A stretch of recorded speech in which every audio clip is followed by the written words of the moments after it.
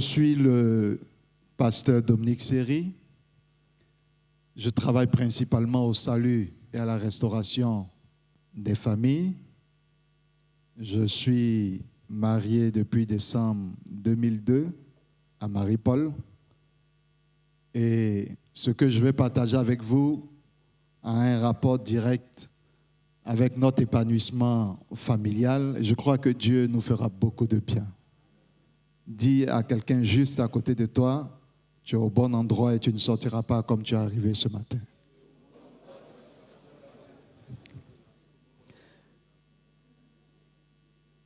Prions ensemble le Seigneur. Père, nous bénissons ton Saint-Nom.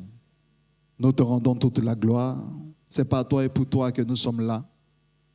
Seigneur, nous voulons être des témoins fidèles de ta parole. Nous ne voulons rien ajouter. Nous voulons dire tout de toi, par toi et pour toi. Que tout serve à la louange de ta gloire. C'est au nom de notre seul Seigneur et Sauveur que nous avons prié Jésus.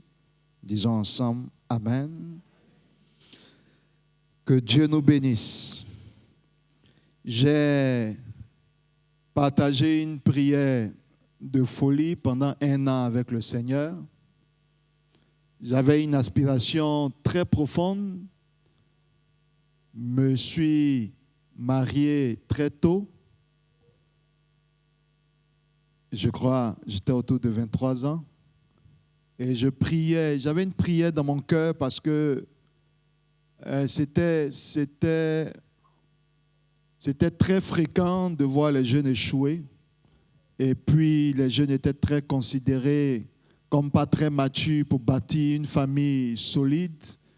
Et donc, quand vous vous mariez à un jeune âge, vous avez un défi. C'est de ne pas faire comme ceux qui ont échoué parce que vous avez quelqu'un qui, même dans la barque, peu importe les vents et la tempête, tient bon. J'espère que vous le connaissez, il s'appelle Jésus. Amen. Et c'était mon défi. Je priais souvent, je disais au Seigneur, donne-moi de ne pas échouer dans ma vie familiale et dans ma vie conjugale. Et je disais au Seigneur, donne-moi de connaître l'épanouissement conjugal, l'épanouissement familial. J'ai fait cette prière pendant 1 an, jusqu'à ce qu'un jour, le Seigneur me demande, est-ce que tu peux me définir le bonheur que tu attends? Cette question m'a parlé. Et puis le Seigneur me demande, est-ce que tu peux me dire qui est ton épouse et qui sont tes enfants? C'est ce qui va me pousser à partager ce texte que je vais lire avec vous. Cette question, tout à l'heure, Pasteur José, c'est pour vous. Cette question m'a poussé à écrire ce livre. J'avais déjà 12 ans de mariage, j'avais 2 enfants, mais je ne pouvais pas répondre exactement, selon Dieu, qui était mon épouse et qui étaient mes enfants. Et le Seigneur de me répondre, tu cherches à être heureux en compagnie d'inconnus. Tu peux dire ça à quelqu'un juste à côté de toi?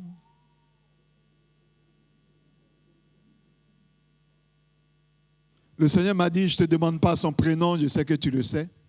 Je ne te demande pas le nom de ses enfants, du moins le nom de ses parents. Je ne te demande pas son ethnie. Je ne te demande pas ses goûts parce que tu les connais. Je te demande qui elle est selon moi. Et puis le Seigneur poursuit pour me demander comment tu peux valoriser quelqu'un que tu ne connais pas. Ou quelqu'un que tu ne connais pas selon moi. Et je vous dis la vérité, l'attitude que tu as vis-à-vis de ton ami, c'est eu égard au regard que tu as sur lui. Tu ne peux pas valoriser plus que ce que tu ne sais. Vous savez, la manière dont on garde nos bijoux en or, ce n'est pas de la même manière qu'on garde nos pacotilles. Donc quand tu connais une valeur, tu la protèges et tu la sécurises. Et le Seigneur m'a dit, je te pose cette question parce que j'ai eu le même problème dans mon parcours avec mes disciples. Vous vous rappelez, Jésus était une fois sur le territoire de Césarée de Philippe, en Matthieu le chapitre 16. Je vais vous inviter à prendre votre Bible avec moi et nous allons lire. Je crois que ce que nous allons partager te bénira. Je croyais que tu allais dire Amen plus fort que celui de ton voisin. Je lis, vous connaissez certainement ce texte. on va seulement essayer de le creuser. À partir du verset 13. Jésus se rendit dans la région de Césarée de Philippe. Tu peux dire avec moi Césarée de Philippe? Parce qu'on va déménager symboliquement, on sera sur ce territoire ce matin. Il interrogea ses disciples, qui disent les gens au sujet du Fils de l'homme? Qui est-il d'après eux? Je lis d'après la version Semeur, il pourrait avoir peut-être un décalage. Il répondit, pour les uns, c'est Jean-Baptiste, pour d'autres Élie, pour d'autres Jérémie ou un autre prophète. Et vous, leur demanda-t-il, qui dites-vous que je suis? Simon-Pierre lui répondit, tu es le Messie, Simon, fils de Jonas, car ce n'est pas de toi-même que tu as trouvé cela. C'est mon Père qui te l'a révélé. Et moi, je te déclare, tu es Pierre. Et sur cette pierre, je bâtirai mon église contre laquelle la mort elle-même ne pourra rien. Je donnerai les clés du royaume des cieux. Tout ce que tu interdiras sur la terre sera interdit aux yeux de Dieu. Et tout ce que tu autoriseras sur la terre sera autorisé aux yeux de Dieu. Puis Jésus interdit à ses disciples de dire à qui que ce soit qu'il était le Messie. Alléluia. Tenez-vous bien, Jésus ne pose pas la question à des gens qui viennent de connaître. Jésus pose la question à des gens qui ont marché avec lui sur des années. Et à un moment, il s'arrête sur un territoire, le même territoire sur lequel je me trouve avec vous ce matin, on va l'appeler le territoire de Césarée de Philippe. Et il leur demande, qui dites-vous que je suis? Et le jour où le Seigneur m'a posé la question au sujet de mon épouse et au sujet de mes enfants, le Seigneur me dit, je viens de t'amener sur le territoire de Césarée de Philippe. Tu cherches un bonheur que tu n'arrives pas à définir. Et c'est ce jour-là, j'ai écrit en rouge, tu ne peux pas vivre un bonheur que tu es incapable de définir. Ah, je veux que tu répètes ça à quelqu'un juste à côté de toi. Et ça m'a poussé à étudier comment les gens définissent le bonheur. Ça m'a poussé à définir comment les nations sur la terre définissent le bonheur. Quand une famille arrive à avoir ses charges pourvues, quand une famille arrive à aller en vacances, à découvrir les nations comme elle souhaite, quand une famille arrive à faire face et même au-delà de ses besoins, quand une famille est bien logée, quand on a la maison de nos rêves, quand on a la voiture de nos rêves, chacun a une petite définition de son bonheur dans son cœur. Et souvent, ce qui est grave, on est en couple, mais nous deux n'avons pas la même définition du bonheur, mais nous deux cherchons le bonheur. C'est paradoxal. C'est quand vous êtes avec votre épouse, vous priez, vous demandez une voiture, dans son cœur, c'est une berline qu'elle cherche. Vous, c'est un 4x4 que vous cherchez. Dieu est tellement sage qu'il ne vous exaucera pas. Pour éviter les conflits, parce que Dieu cherche à vous unir, il ne cherche pas à vous diviser. Donc, vous convenez avec moi, même en Genèse chapitre 11, ils avaient dans le cœur les mêmes projets, le même langage, les mêmes pensées, et c'est alors que tout ce qu'ils projetaient, ils arrivaient à les réaliser, et même Dieu était impuissant pour les arrêter dans leur mauvaise unité.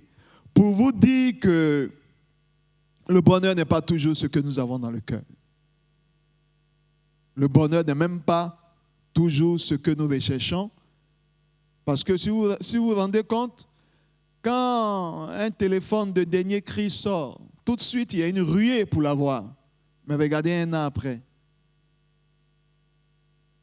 Ce qu'on avait défini comme bonheur, dès qu'un autre pro avec un autre numéro sort, automatiquement, ce qui nous tenait à cœur, tout de suite, il devient dépassé.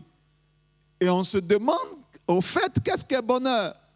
Souvent même, quand on rêve d'avoir un véhicule d'un dernier cri, dès qu'on a le véhicule, quelques années après, on cherche à le troquer avec un autre.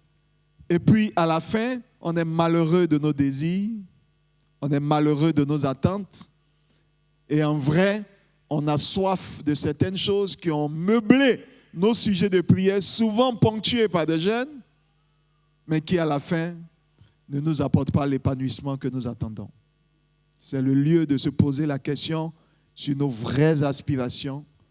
Et à un moment, Jésus s'est arrêté et il a dit aux disciples, « Pour vous, je suis qui ?» Et c'était tragique des gens qui l'ont suivi depuis des années. Jésus est précis dans sa question, il dit, « Dites-moi, pour vous, je suis qui ?» Et c'est la réponse qui m'intrigue.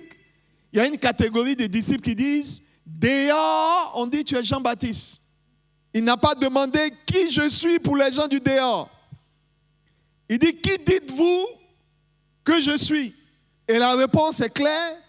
Pour les gens du dehors, tu es Jean-Baptiste. Il y en a au dehors qui disent que tu es Élie. Et il y en a même dehors qui disent que tu es l'un des prophètes. C'est grave de vivre avec quelqu'un qui a une connaissance de vous par l'extérieur.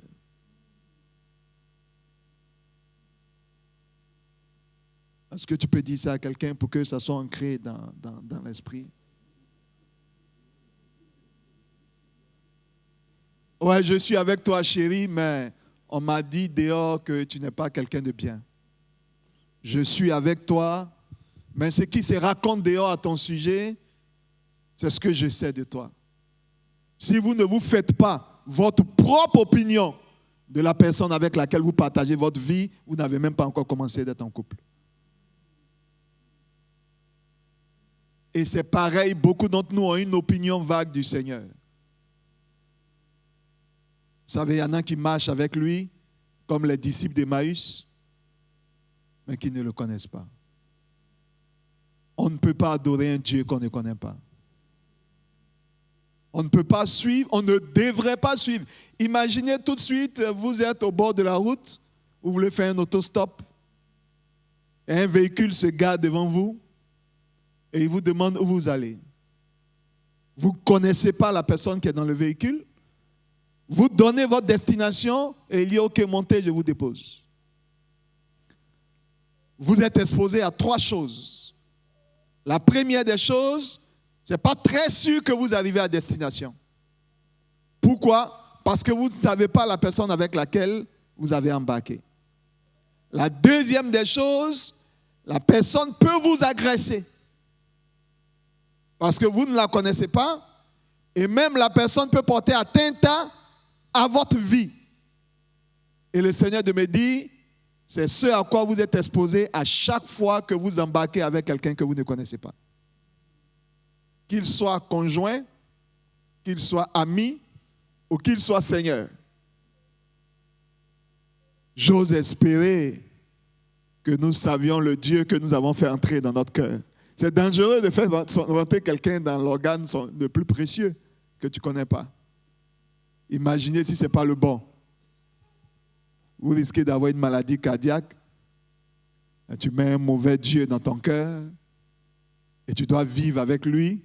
Ce n'est pas très sûr que quelque chose de bien puisse t'arriver. C'est pareil pour quelqu'un qui fait rentrer une autre personne dans sa vie sans la connaître et qui dit « Je décide de t'aimer pour le restant de ma vie » avec une déclaration plus lourde.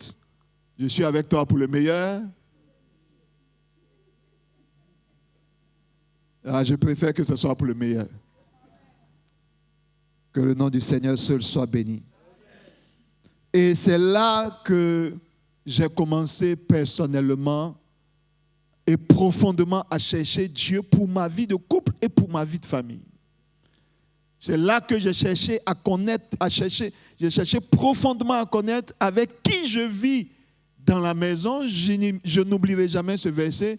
Le Seigneur m'a dit, chaque fois que tu vis avec des inconnus dans ta maison, tu auras pour ennemi les gens de ta maison. L'homme aura pour ennemi les gens de sa propre maison, justement qu'il ne connaît pas. Et écoutez-moi bien, pourquoi je vous parle de toutes ces choses?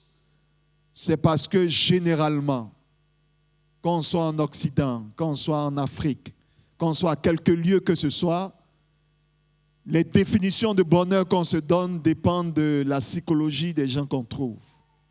Quand vous êtes dans un pays où le bonheur c'est aller en vacances, vous vous battez aussi pour aller en vacances. Souvent même quand les vacances ne vous apportent rien.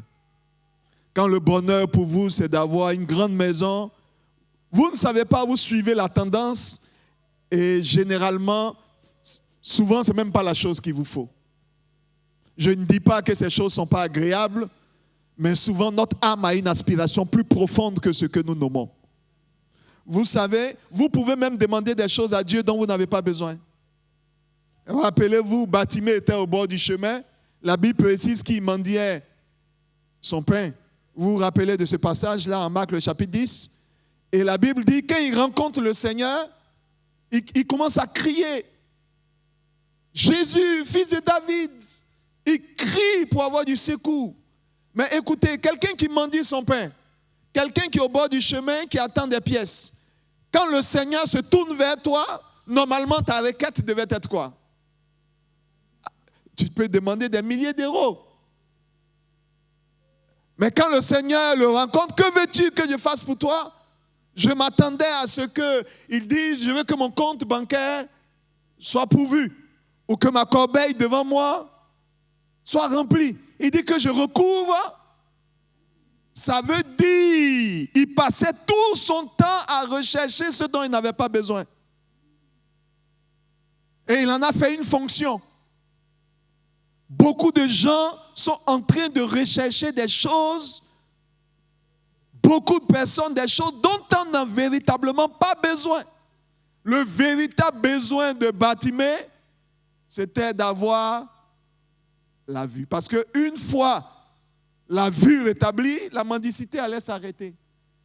Et quand il a été guéri, il a jeté sa corbeille, il s'est libéré de son manteau de mendicité et il a commencé à suivre Jésus dans le chemin.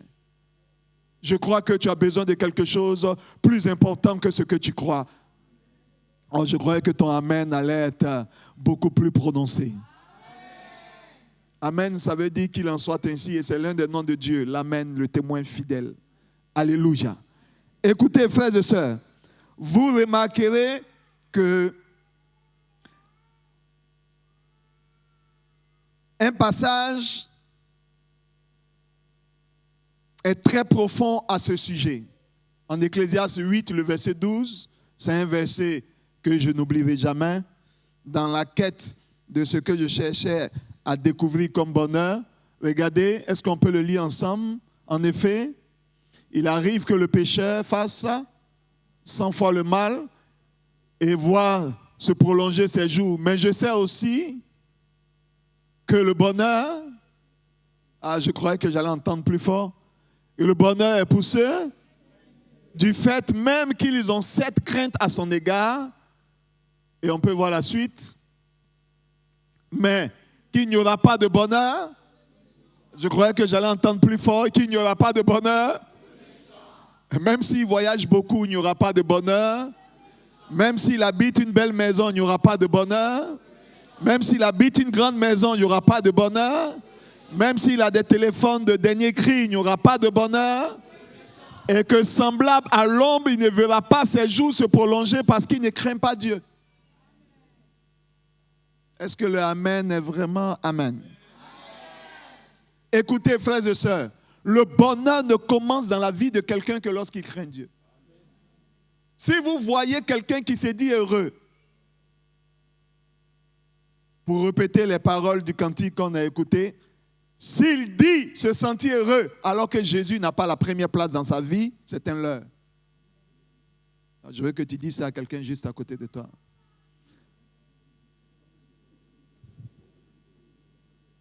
On peut rentrer dans une relation de péché, hein, et on dit j'ai rencontré l'amour.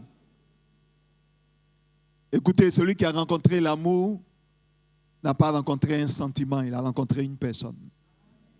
L'amour n'est pas un sentiment, c'est la plus grosse illusion qu'on nous a enseignée. Si l'amour était un sentiment, Jésus n'allait jamais dire aimez-vous. Mais si je ne sens rien pour la personne, comment tu me demandes de l'aimer? L'amour n'est pas un sentiment, c'est un commandement. Et c'est plus que cela, c'est une personne. Et la Bible dit qu'il n'y a pas de bonheur pour le méchant. Quelqu'un peut faire 100 fois le mal, y persévérer, le bonheur pour ceux qui craignent Dieu. Je veux que tu me le dises encore, le bonheur est pour ceux. Donc comment on peut avoir un bonheur familial quand on a une famille dont Dieu n'est pas au centre? Comment on peut vivre le bonheur familial alors qu'on éduque ses enfants, non selon le Seigneur, mais selon la France et ses coutumes? Comment on peut vivre le bonheur alors que nos enfants sont éduqués selon le droit français, mais pas selon la loi divine? Parce que là, sur tous les lèvres, tu n'as pas le droit de ceci, tu n'as pas le droit de cela. Mais personne ne rappelle aux autres qu'ils n'ont pas le droit de désobéir à Dieu. Et les gens qui écrivent généralement le droit ne sont pas respectueux de Dieu. Dites-moi, quels sont les commandements les plus importants après aimer Dieu de tout son cœur, de toute sa force, de toute son intelligence et aimer son prochain? Donc on a véritablement le droit de quoi si ce n'est pas le droit d'aimer Dieu et le droit d'aimer les autres? Dites-moi quel est le droit le plus important que ces deux commandements. Mais malheureusement, on est plus respectueux du droit civil que du droit divin. On peut avoir la liberté civile, mais pas le bonheur divin. Et écoutez-moi bien.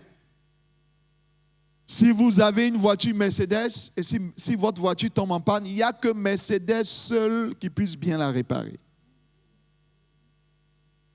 Si vous avez une voiture Mercedes, que la Mercedes est en panne, que vous allez chez Renault, même s'il est agréé, il n'a pas toute la composition technique pour vous aider. Dieu a créé l'homme à son image.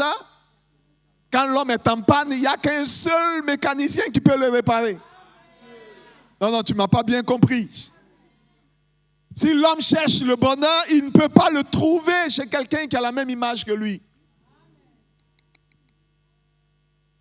Si vous voulez savoir comment on utilise Doliprane, mais on lit la notice d'utilisation, mais qui a été écrite par qui?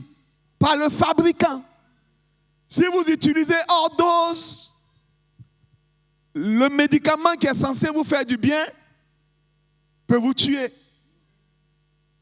Donc si quelqu'un cherche un salut hors de celui qui vous a créé, en qui il n'y a aucun autre salut si ce n'est par le nom de Jésus, vous allez faire naufrage. Mais de plus en plus, le monde cherche le bonheur dans des objets. Le monde cherche le bonheur dans des relations humaines. Le monde cherche le bonheur dans des acquisitions. Alors que celui qui n'a pas la crainte ne peut pas trouver.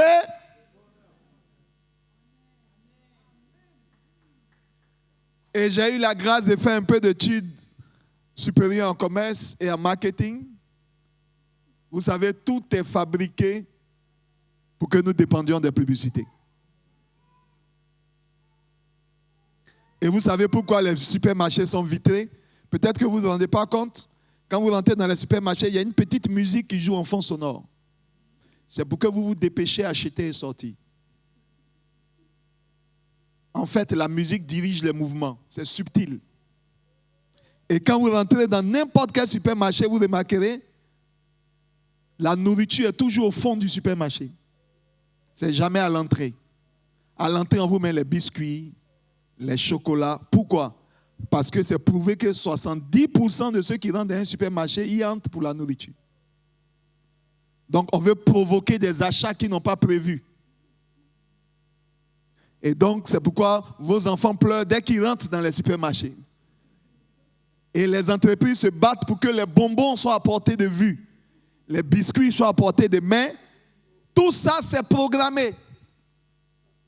C'est programmé pour susciter en vous des désirs qui n'existaient pas avant, qui subitement sont nés à cause de vos yeux et de votre main. Et c'est pareil ce qui se passe dans la vraie vie. Dès que vous regardez la sœur qui vient de se marier à côté, juste vous avez un sujet de prière pour le mariage.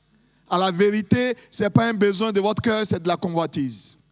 Dès que vous voyez quelqu'un à côté de vous qui a un objet de dernier cri, tout de suite vous vous sentez frustré. À la vraie vérité, ce n'est pas un besoin, c'est un objet de convoitise. Votre vrai besoin, il ne dépend pas de ce que vous avez vu, ni entendu. Il dépend de la soif que vous avez à l'intérieur quand vous êtes entre quatre murs seuls. Et vous savez ce qui vous rend malheureux. Ce n'est pas le manque d'un objet. Ce qui vous rend malheureux, c'est l'éloignement d'avec Dieu. Ah, je n'ai pas bien entendu ton alléluia. Et ce matin, ma prière, c'est que Jésus-Christ soit au centre de toutes tes aspirations et que tu comprennes qu'aucun besoin n'est plus important pour ta vie que d'avoir la crainte de l'Éternel. Je ne parle pas d'occuper un poste à l'église. Non. Je ne parle pas de répondre présent aux invitations de culte. Non, je parle d'avoir une posture respectueuse du Dieu dans ton intimité personnelle avec lui.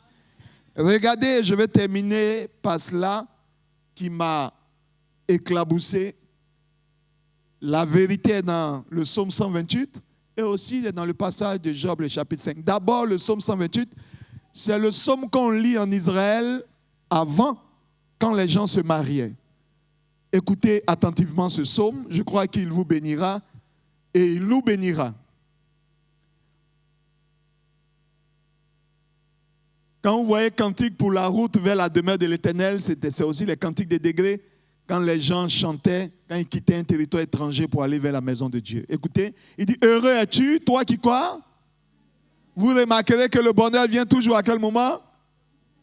N'oubliez jamais cela. Heureux es-tu quand tu crains l'Éternel, pas quand tu as une belle femme ou quand tu es un bel homme, même s'il a 1m90.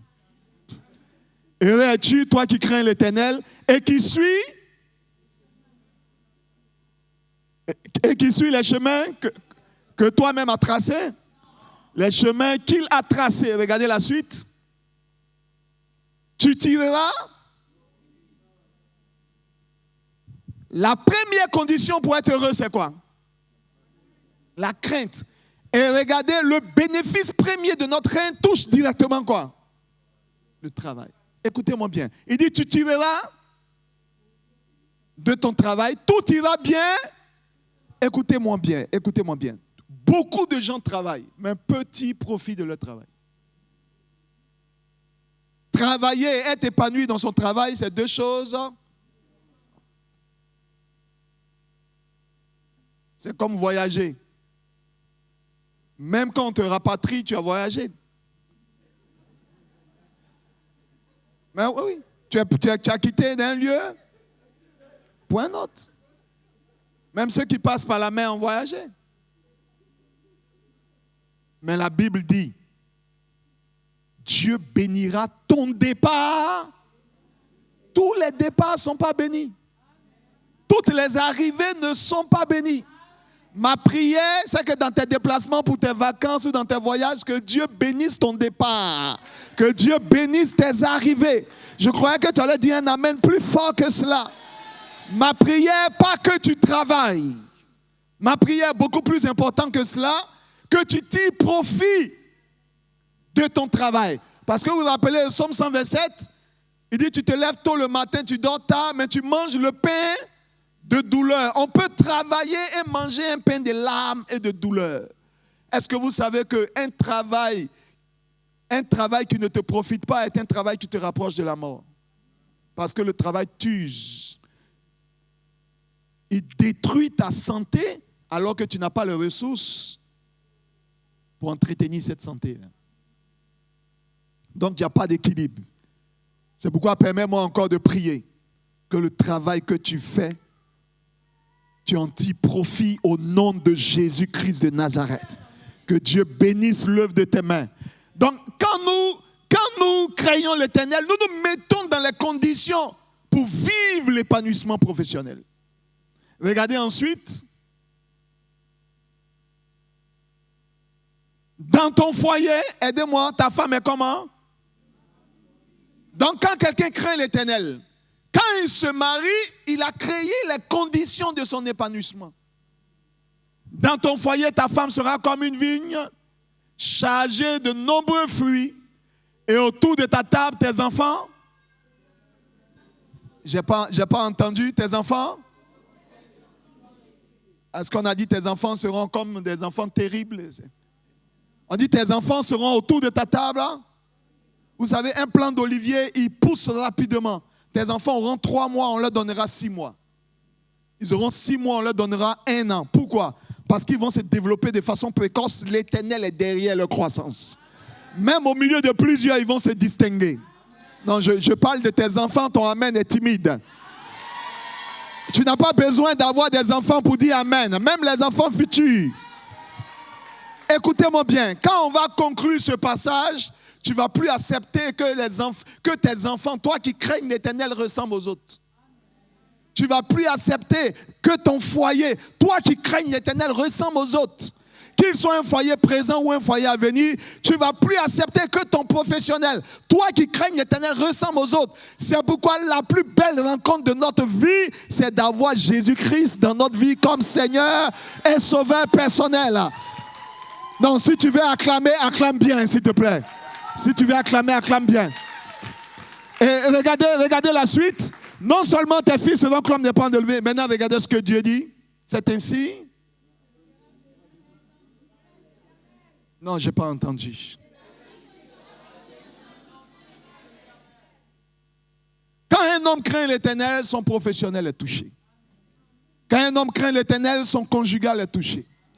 Quand un homme craint l'Éternel, son familial est touché. Et regardez la série sur le gâteau. Oui, l'Éternel te bénira depuis le mont de Sion. Tu contempleras le bonheur de Jérusalem tous les jours, même les jours fériés. Regardez la suite. Et ça, c'est la série. Tu verras. Non, vous n'avez pas bien lu. Tu verras. Vous savez ce que ça veut dire?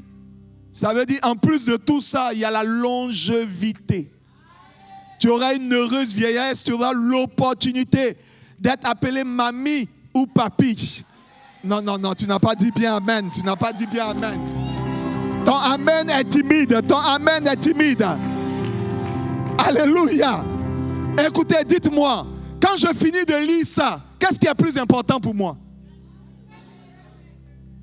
Quand je finis ça, est-ce qu'un ami peut me distraire de sortir des voies de l'Éternel? Quand je finis de lire ça, qui peut m'encourager à marcher dans des voies tortueuses? Dans les voies de l'Éternel, mon familial est garanti. Dans les voies de l'Éternel, mon professionnel est garanti. Dans les voies de l'Éternel, la vie de mes enfants est garantie. Et la même vérité est en Job 5, je crois à partir du verset 24 jusqu'au verset 26.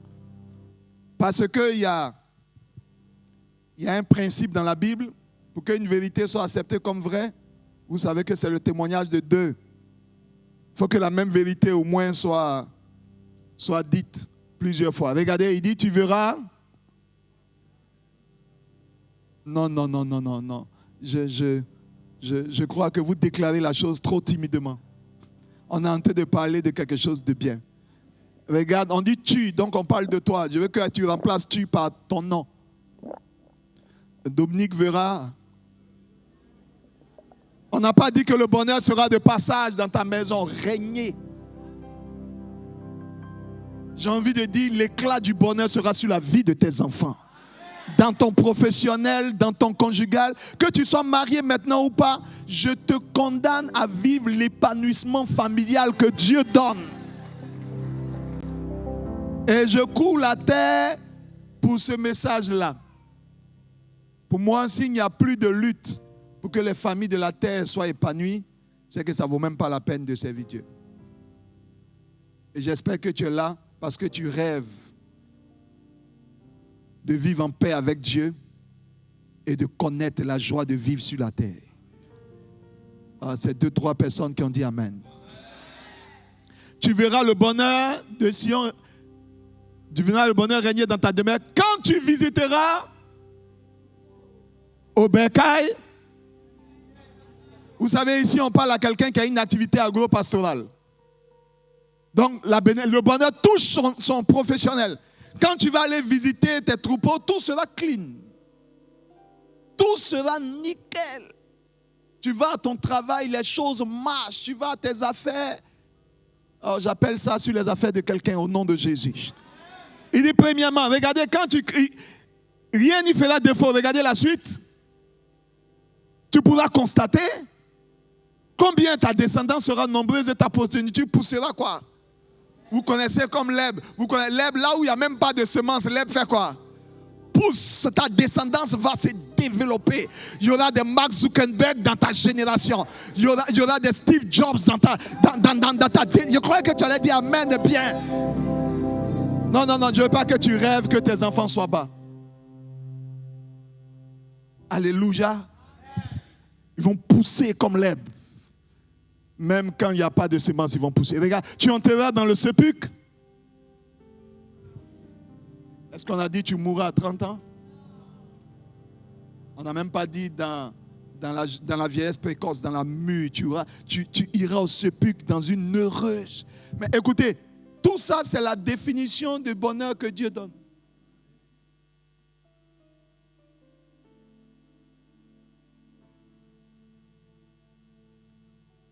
Et si vous remarquez, c'est pourquoi quand Jésus a dit à Pierre, qui dites-vous que je suis? Et que Pierre a dit, tu es le Messie, le Fils de Dieu. Il dit, Simon, tu es heureux.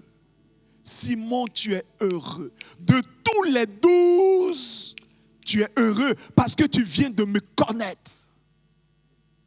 Et comme tu sais qui je suis, aucune porte du séjour des morts, aucune puissance des ténèbres sur la terre ne prévaudra. Tout ce que tu vas lier. Vous savez, quand vous ne connaissez pas Dieu, toutes les puissances ont raison de vous. Quand vous ne connaissez pas Dieu, vous n'avez pas d'autorité. Quand vous ne connaissez pas Dieu, vous acceptez tout ce qui vient à vous. Et puis vous dites Amen à tout. Il y en a même qui disent tout ce que Dieu fait. Non. Souvent ils disent ça quand Dieu n'a même pas fait.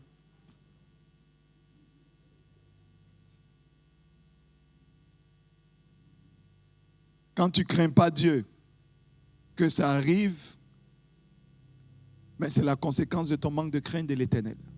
Écoutez, nous appartenons à une génération où aimer Dieu est difficile. Dit-on. Mais c'est plus facile de vivre dans le péché. Vous savez, Dieu a créé les oiseaux pour voler. Il a créé les poissons. Aidez-moi, c'est pour faire quoi? Pour nager. Aucun poisson ne va assister à un séminaire de natation. Vous connaissez des poissons qui assistent à des séminaires de natation pour nager? Aucun oiseau ne va assister à un séminaire pour un vol de haut niveau. Parce qu'ils sont naturellement configurés pour obéir à ce à quoi Dieu les a mandatés. Dieu a créé les hommes pour lui obéir. Donc tu trouveras ton épanouissement que quand tu seras en train de faire ce pourquoi il dit il a fait tout pour un but. Même les méchants, il les a fait pour le jour du malheur. Quand il a créé Adam, il dit c'est pour que tu domines, tu assujettisses, pour que tu règnes. Dieu n'a pas créé l'homme pour qu'il subisse. Il a créé pour qu'il domine. Or, il y a un seul nom qui nous a été donné, par lequel nous pouvons dominer et régner sur la terre. Ah, je ne sais pas si tu connais ce nom. C'est en ce nom que tout genou fléchit et toute langue confesse que Jésus-Christ est Seigneur à la gloire de Dieu le Père. Je rêve d'une génération qui va proclamer Jésus haut dans sa résidence. Jésus haut dans son école. Jésus haut dans son travail. Jésus haut dans les métros. Jésus haut dans les moyens quelconques. Parce qu'il n'y a que Jésus-Christ dont tout le monde a le droit de respecter. Je prie le Seigneur que personne ne sorte d'ici sans Jésus dans son cœur. Ah, j'ai entendu l'amen de ceux seulement qui sont prêts. Que le nom du Seigneur seul soit béni. Et je me suis rendu compte aussi, un jour je tentais de prier pour les enfants et puis je demandais des choses qui pour moi étaient sensées. puis le Seigneur m'a dit, lis un peu le psaume 112, je vais te montrer quelque chose. J'ai pris le psaume 112, je ne vais pas garder ça pour moi seul. Et quand j'ai vu ça, ma manière de prier pour les enfants a changé. J'ai vu que quand quelqu'un craint l'Éternel, il a défini la qualité des enfants qu'il doit avoir sur la terre. Non, non, ton amen, ton amen, ton amen, ton amen, ton amen. On a la belle lumière, il faut donner un amen. Regardez, on dit louer l'Éternel, heureux encore est l'homme et qui trouve un grand plaisir. Faites maintenant attention à ce qui arrive. Si vous êtes parents, doublez d'attention. Regardez, sa postérité. Aidez-moi. Sa postérité. Sa postérité sera quoi? Où? Non, tu ne m'as pas bien entendu. Sa postérité sera forte où? C'est dans quel pays? Ta postérité sera forte où? Ce matin, quand je méditais avec mon épouse, Dieu nous a donné une parole très forte, pasteur. Et le Seigneur m'a dit, quand il a délivré le peuple d'Israël, il leur a dit, je vous donnerai un pays où coule le lait. Et le Seigneur m'a dit, beaucoup se contentent au lait. Parce que le lait, il est vital. Beaucoup se contentent à avoir un logement, à avoir un moyen de déplacement, une maison, aidez-moi encore, à avoir un travail qui couvre ses factures, c'est tout. Mais le miel, ce n'est pas ça. Quelqu'un comprend ce que je suis en train de dire? En Ésaïe 60, il dit, et il est clair, vous allez sucer le lait des nations, mais il dit quelque chose de plus fort. Vous toucherez au trésor. Les trésors ne sont pas visibles. Le lait, il est accessible à tout le monde. Le lait, il est vital. Il est comme la carte. Il est vital. Le lait est vital. La santé, le logement, c'est vital. Mais tout le monde n'a pas accès à certains trésors. Les trésors sont cachés. Mais il dit, la postérité sera comment dans le pays? Elle sera forte. Dans d'autres versions, on dit, ta postérité sera puissante. Et la génération du juste sera comment? Tous ceux qui craignent l'Éternel, ceux qui sortent de leurs entrailles, ont obligation divine d'être puissants dans le pays. D'être une génération bénie. C'est pourquoi je déclare que tes enfants vont laisser des empreintes dans cette nation. Ils ne vont pas seulement avoir un logement. Non, non, non, ils vont laisser des empreintes. La France parlera de tes enfants. Non, non, non, l'Europe parlera de tes enfants. Mais ça dépend de ta crainte respectueuse du Seigneur.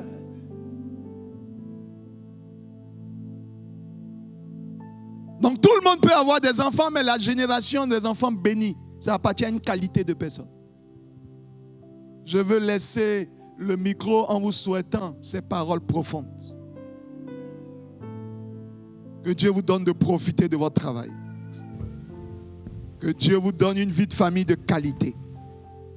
Que Dieu vous donne de vivre une heureuse vieillesse. De voir les enfants de vos enfants. De tirer profit de votre travail. Mais toutes ces choses dépendent d'une seule. La crainte de l'Éternel. Quoiqu'un pécheur fasse 100 fois le mal et il persévère. Le bonheur pour ceux qui craignent l'Éternel. Et qui marchent d'après ses commandements. J'ai eu du plaisir à partager ce temps avec vous.